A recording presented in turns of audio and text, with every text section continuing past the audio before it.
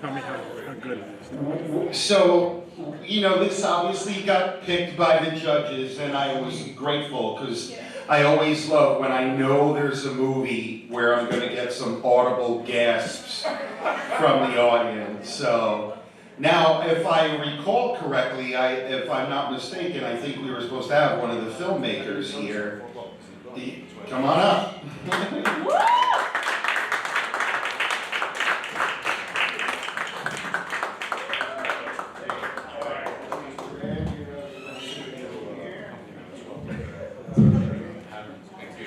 Good evening, all.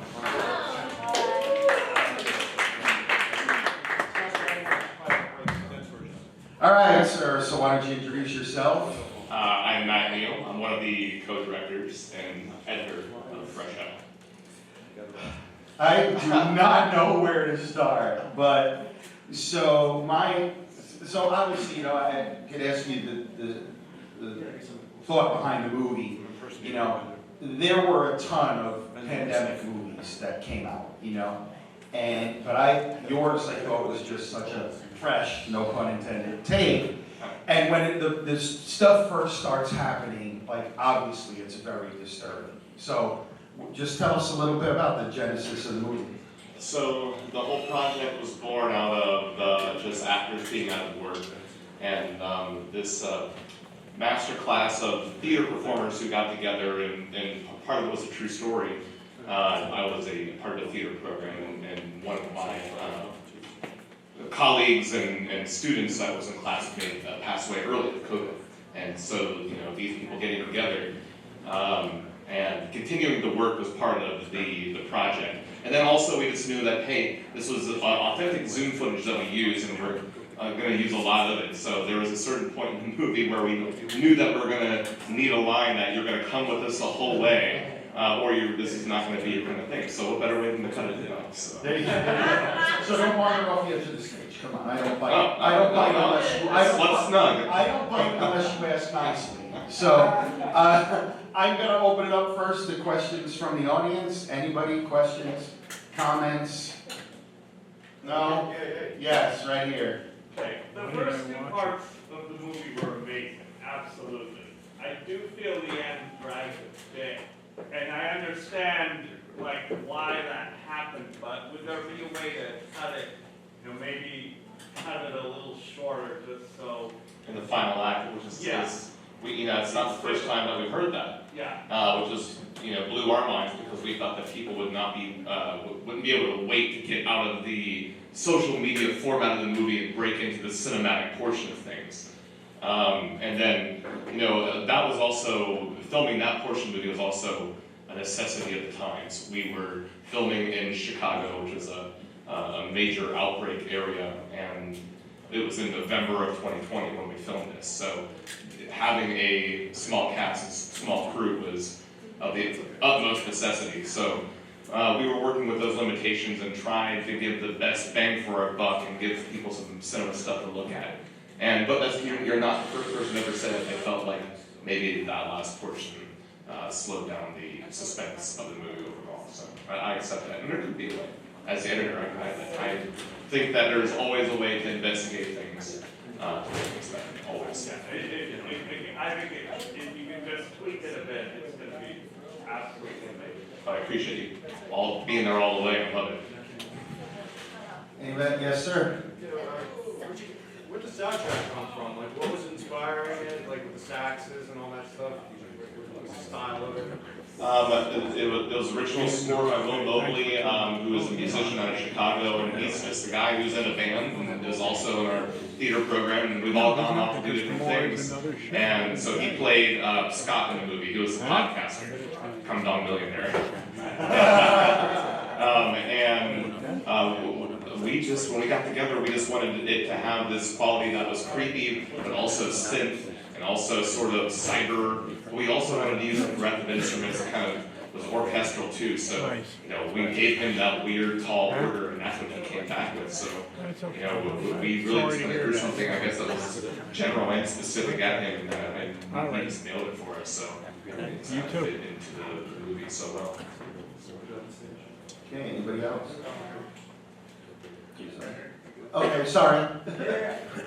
So two questions. The first one is dick cutting prosthetic. Let's talk about that. What's that about? Let's talk about it. Practical effects were king for the movie, and so Brian Zurich, a prosthetic and makeup artist out of Chicago, took on the project for free just for the opportunity of being able to make some lifelike prosthetic penises. Still got it in my camera roll over here. This is like the progress he would send us over time. Like, hey, I made 5 of these. We're gonna have a great day cutting these bad boys off. We'll get the best cut, hopefully. Ryan, our stranger, went in the buff on Zoom, and we had to find the right way to show the practical effects and the lifelike quality to make everybody cringe and to make that fine line of when the prosthetic surgery is hopefully not so apparent. Well, I'll tell you what, when I watched it for the first time, I live alone, so I'm watching all these movies. So I cue this thing up, and I'm like, what the absolute fuck is that? So, and like I said, I wasn't kidding. I knew what would happen. Like when I'm gonna screen movies, I know the moments that are gonna happen, and I'm glad that it did. And I think she's still traumatized. Right? I can send me your therapy bill. I will take care of it. So scared. All right. And I think you had another question? Yes. And then George, you're next. Thematically speaking, I was just wondering about, you spoke, there were a lot of themes in the film. There was dick cutting, there was the pandemic woes, there's, different styles of murder.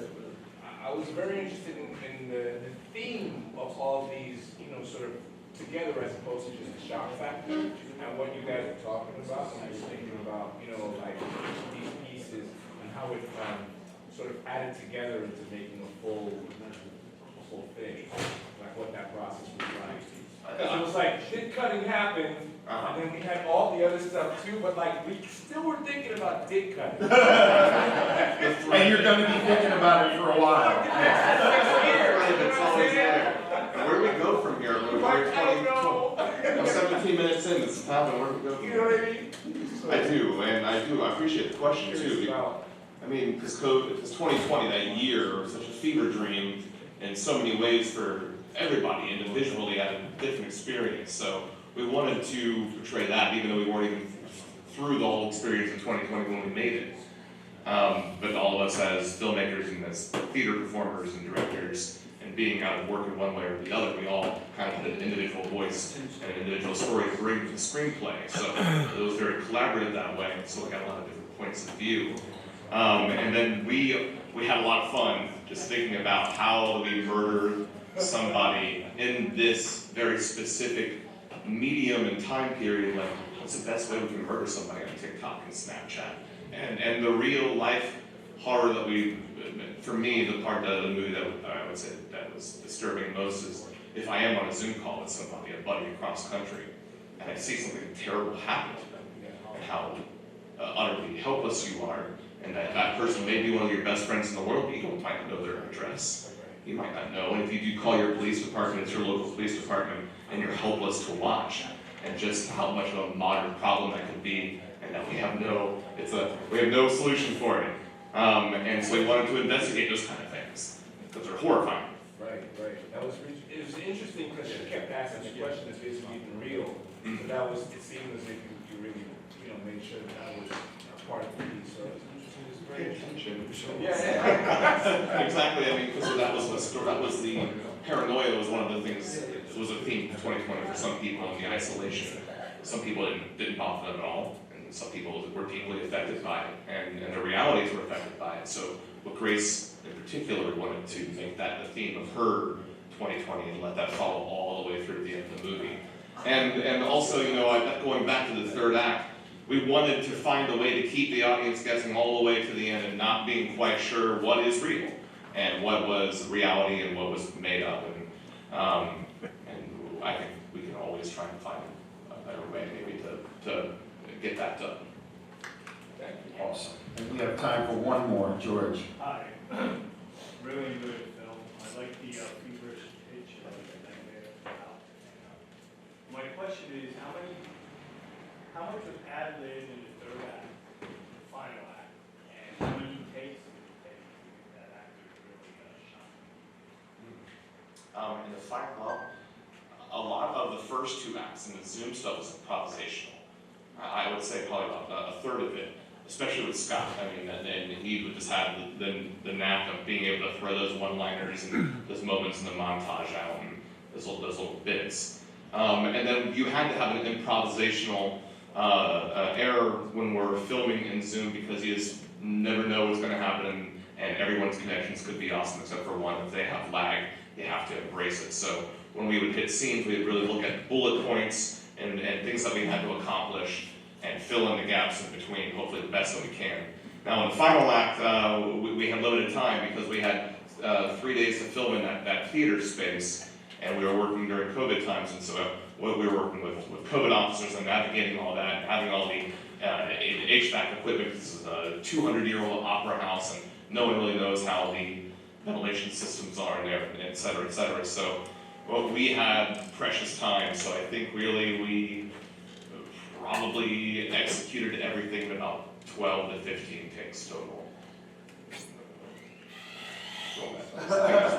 That's a number. All right, awesome. How about one more round of applause?